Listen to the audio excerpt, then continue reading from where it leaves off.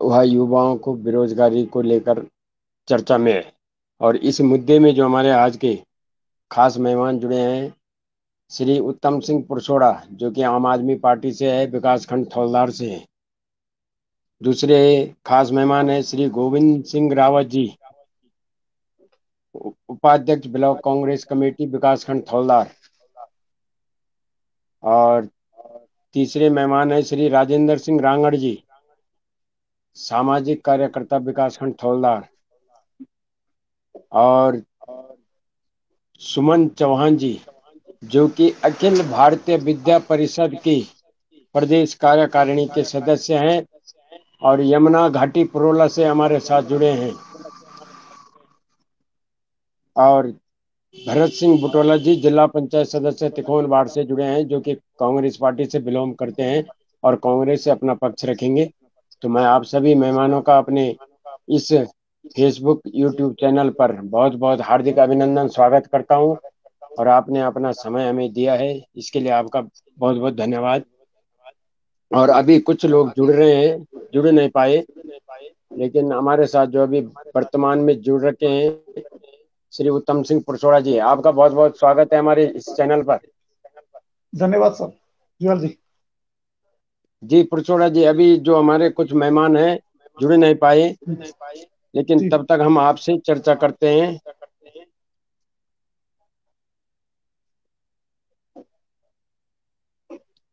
Sir पुरसोड़ा जी, आप पूर्व में विधानसभा चुनाव में विधानसभा प्रत्याशी भी रहे हैं। 20 साल हो गए उत्तराखंड राज्य को अलग हुए। आप ना माइक अनम्यूट करिए सर, आप पहले। 20 साल हो गए हैं उत्तराखंड राज्य को अलग हुए, अभी तक न तो कोई भर्ती न कोई रोजगार, ऐसा क्यों हो रहा पुरसोड़ा जी?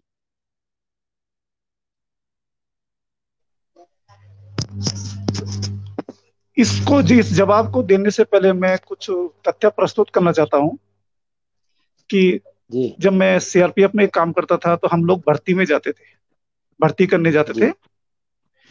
तो होता क्या था कि उत्तराखंड बनने से पहले हम यूपी का हिस्सा थे। और उस समय क्या होता था कि यूपी की जनसंख्या के साथ हम लोग भी एडजस्ट हो जाते थे, क्योंकि जो टोटल पोस्टें निकलती थी केंद्र की वो यूपी और उत्तराखंड की इकट्ठी होती थी। हम बहुत सारे लोग उसमें एडजस्ट होते थे। आज उत्तराखंड बनने के बाद हम लोग सिर्फ 1% रह गए। जो हमारी जनसंख्या है 1% के लगभग है। इसलिए हमारे तीन सांसद, तीन राज्यसभा सांसद है, 5 विधायक, 5 सांसद है। ये है। दूसरी बात, जब से उत्तराखंड बना है, राज्य बना है, यहाँ पर मुख्यमंत्री की लड़ाई हो रही है। जब हिमाचल राज्य बना था तो वो शुरुआत में ही 15-16 साल एक ही एक ही मुख्यमंत्री के अंदर रहा और हमने 12 मुख्यमंत्री बदल दिए। यदि 12 मुख्यमंत्री जी बदल हम दिए। जी हमारे साथ जुड़े हैं कांग्रेस के ब्लॉक उपाध्यक्ष श्री गोविंद सिंह रावत जी, आपका बहुत बहुत स्वागत हमारे चैनल पर। परसोड़ा जी को प्रणाम। धन्यवाद। नमस्कार साहब। धन्यवाद। धन्यवाद। जी सर, तो जी पुरसोड़ा जी। जब से उत्तराखंड बना है कुल मिलाकर के यहाँ पर मुख्यमंत्री का ही रोजगार मिला है। और जब वो राज्य बनता है तो उसके साथ प्रदेश के डीजी होते हैं, चिकित्सा महानिदेशक होते हैं, प्राधिकरणों के अध्यक्ष के अलावा और किसको रोजगार मिला यहाँ पर? मुझे तो नजर नहीं आता किसी को रोजगार मिला हो। ठीक है। और पिछले मैं जब इसकी सेंटर फॉर मॉनिटरिंग इकोनॉमी की रिपोर्ट पढ़ रहा था तो वो बता रहा है कि 2016 से 2021 के बीच में जो नॉर्मली हम ये कहते हैं कि 15 साल से ऊपर के जो लोग हैं उसको हम बेरोजगार मानते हैं। और बेरोजगार की परिभाषा उन्होंने क्या दे रखी है कि बेरोजगार वही लोग हैं जो जॉब की इच्छा रखते हैं। बाकी लोगों को उन्होंने जॉब से बाहर निकाल दिया। बस थोड़ा तथ्य रख रहा हूं। और आज की तारीख 2016 में 5 करोड़ 41 लाख लोग जॉब की तलाश में थे। आज 2021 में 49 करोड़ लोग जॉब की तलाश में है। ये आज की स्थिति है। तो उत्तराखंड में भी पिछले 2019 के सर्वे में 8% 9% की लगभग बेरोजगारी बढ़ी है। जी, आप आवाज आ रही है सर? आ रही सर, आप बोलिए, आवाज आ रही। हम्म। आवाज आ रही है। दूसरी बात मैं ये कह रहा हूं कि जब कांग्रेस इस सरकार के आने से पहले लगभग 270 हमारे पास सेंट्रल पब्लिक सेक्टर अंडरटेकिंग थे, जिसमें आईओसी होता है, जैसे बीएसएनएल, एमटीएनएल, 270 के लगभग हमारे पास सेंट्रल पब्लिक सेक्टर अंडरटेकिंग थे। तो 2009 में उसमें 14,90,000 लोग काम करते थे।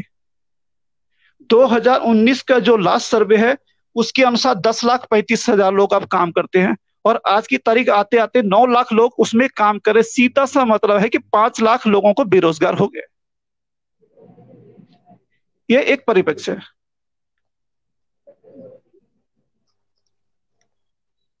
और अभी आप ये देख लीजिए, जब 2018 में रेलवे की वैकेंसी निकली थी, तो रेलवे की वैकेंसी के लिए 90,000 जॉब के लिए 2,80,00,000 लोगों ने अप्लाई किया था।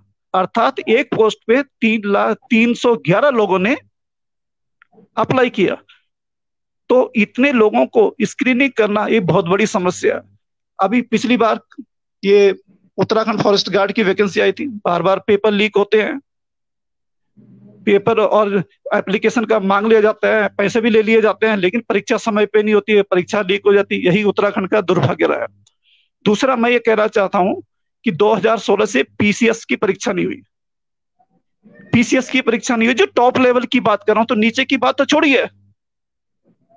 मैं अभी हमारे पड़ोस में लड़का ने, उसके पिताजी आर्मी से रिटायर थे, अपने बच्चे को 9 लाख रुपए देकर के एमबीए करवाया। उसने एयरटेल में जाकर के नौकरी किया मैनेजर की। वो नौकरी छोड़ के आ गया 2013 में कि मुझे उत्तराखंड में पीसीएस अधिकारी बनना है। ये फैक्ट है सर, रियल फैक्ट है, 2014 में कि मुझे पीसीएस अधिकारी बनना है। लेकिन नौकरी छोड़ने के बाद आया, पीसीएस अधिकारी की तैयारी किया। 2018-19 तक जब कोई रिक्तियां नहीं निकली, तो उम्र 32-34 साल हो रही थी। लोग अड़ोसी पड़ोसी की बेटे का ब्याह कब करेंगे, दोबारा जा करके अब किसी विजय सेल्स में नौकरी करना शुरू किया, तब उसकी शादी हुई। ये यहाँ पर ये हालत चल रही है जी। ओवर।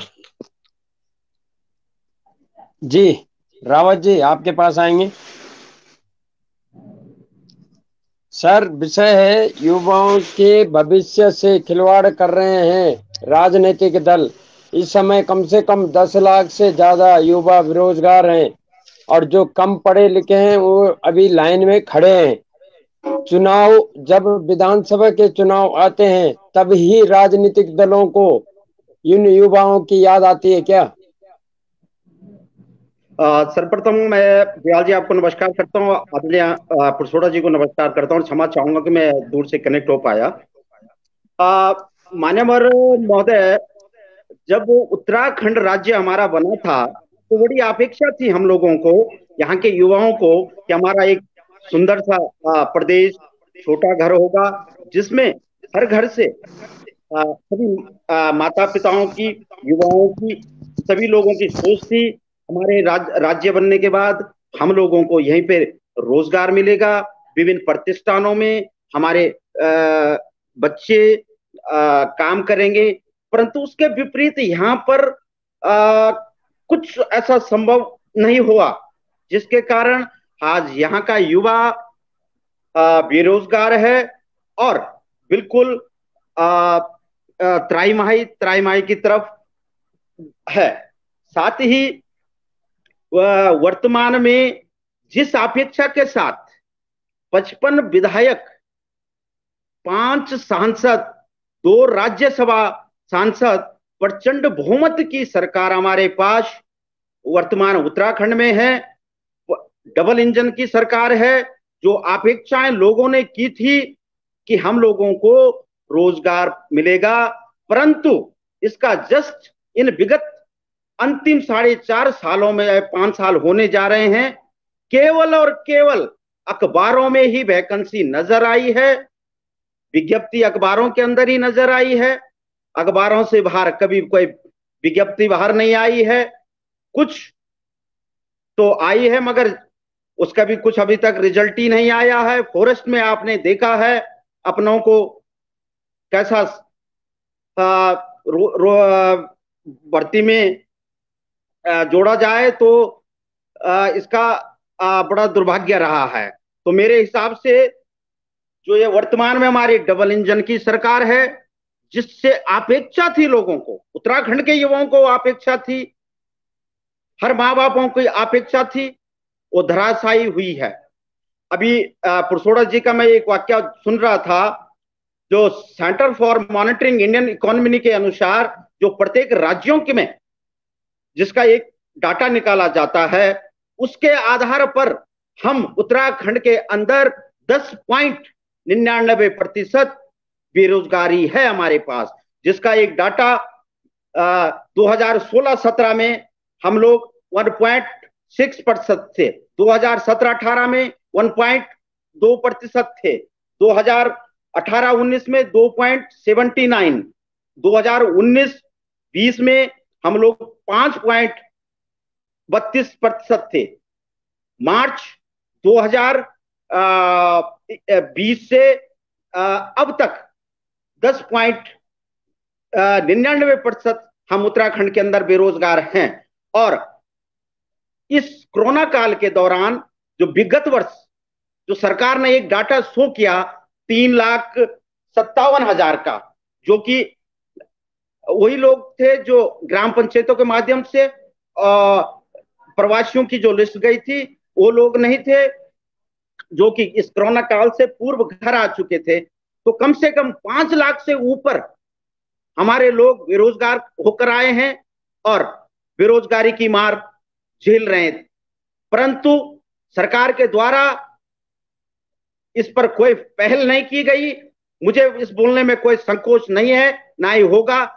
पूर्व मुख्यमंत्री जो थे, इस मुख्यमंत्री माननीय जो वर्तमान में मुख्यमंत्री जी हैं, इनसे पूर्व में जो मुख्यमंत्री जी हैं, इनके द्वारा मुख्यमंत्री स्वरोजगार योजना का ये जो एक पोर्टल बनाया था, जो युवा साथियों के साथ छलाव का काम किया था, वो बिल्कुल 0 था। 0 इसलिए था, युवा वर्ग के लोगों ने ऑनलाइन आवेदन किया, परंतु सरकार ने बैंकों को अपने विश्वास में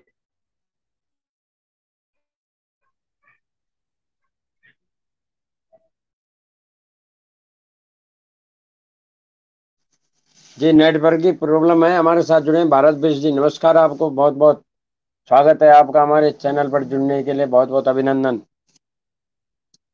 जी। बिष्ट जी, आपका इस पर क्या कहना है? उत्तराखंड के युवाओं को सिर्फ राजनीतिक दल चुनाव प्रचार में ही हिस्सेदार बनाती है, क्या यहीं तक उत्तराखंड के युवा सीमित हैं?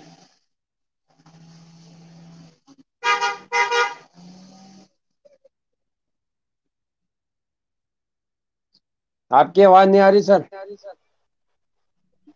जी।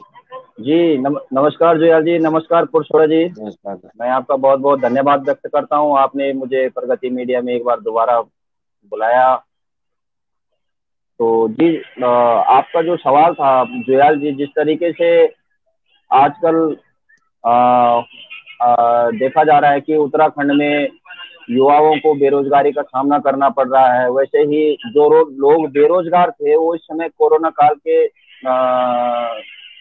उसमें आकर वो भी बेरोजगार हो गए हैं। तो काफी, अब जो आप कह रहे हैं कि उत्तराखंड के जो नौजवान हैं वो इस समय जो प्रचार प्रसार की जिस तरीके से आप बात कर रहे हैं, तो उन्हें अधिकार है। हमारा हमेशा प्रयास ये रहता है कि मतलब उत्तराखंड का नौजवान उसी आदमी को चुने जो विकास पुरुष आदमी हो, जो विकास की सोच रखता हो, जो विकास की गति को बढ़ा सके उस तरह। तो यही चीज मैं हर समय युवाओं को प्रेरित करता रहता हूं कि उस इंसान को चुनिए जो आपके क्षेत्र में किसी न किसी दर तक जो है विकास कर सकता है। किसी के पास कोई प्लान हो या कोई किसी तरह का कोई नई स्कीम हो रोजगार से जुड़ी हुई, आपका कोई इस आपके जो जैसे एक कस्बा है हमारा छाम कंडीसौर, तो उसमें अगर देखा जाए तो आज की डेट में सभी लोग दुकानों में निर्भर है। कम से कम ये देखा जा रहा है कि कम से कम 50 से 60 ऐसी दुकानें हैं जो राशन जैसे परचून, जिसे परचून कहा जाता है, सब्जी की आजकल देखें तो टोटली लोगों ने अपना एक मजबूरी वाला धंधा बना दिया है कि सब्जी की हर कोई आजकल दुकानें खोल रहा है। तो मतलब कुछ कुछ ना कुछ रोजगार तो किसी न किसी रूप में कोई ना कोई व्यक्ति कर रहा है, चाहे उसे फायदा हो रहा है या चाहे घाटा हो रहा है, उसी में वो है अपनी वो पूरी कर रहा है, आस पूरी लगा के रखा है कि कुछ ना कुछ थोड़ा शाम का मेरा जो है थोड़ा बहुत जो वो निकल पाए। तो जो आप कह रहे हैं, सरकार ने बेरोजगारों के ऊपर भी पैसा कमाया है, विज्ञापन देकर, विज्ञापनों को बांटकर, फॉर्म के 10-10, 15-15, 20-20 रुपए, वो जब एक फॉर्म निकलता है तो उस फॉर्म की जो कीमत होती है 10 रुपए, 15 रुपए, 20 रुपए, फिर उसको रजिस्ट्री करवाने के अलग से चार्जेस लिए जाते हैं। तो अगर लाखों करोड़ों फॉर्म अगर ऐसे जाएंगे तो उससे उसमें तो सरकार का फायदा हो रहा है। सरकार तो सोच रही है कि वैकेंसी निकालो, फॉर्म जी निकालो, सर। इनको बिष्ट बेचो। जी, बिष्ट जी, जी। जी। बिष्ट जी, पिछली जो वर्तमान से पिछली सरकार थी, उसमें भी क्या युवाओं को रोजगार मिला, और कितने मिला लगभग?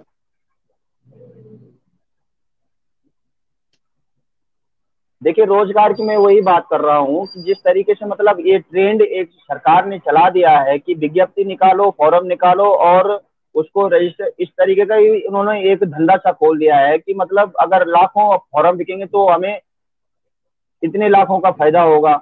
उसके बाद भर्तियां कैंसिल हो जाती है, कोई बोलने वाला नहीं है, 10-15 रुपए के लिए एक आदमी आवाज नहीं उठा सकता है। हेलो। हेलो।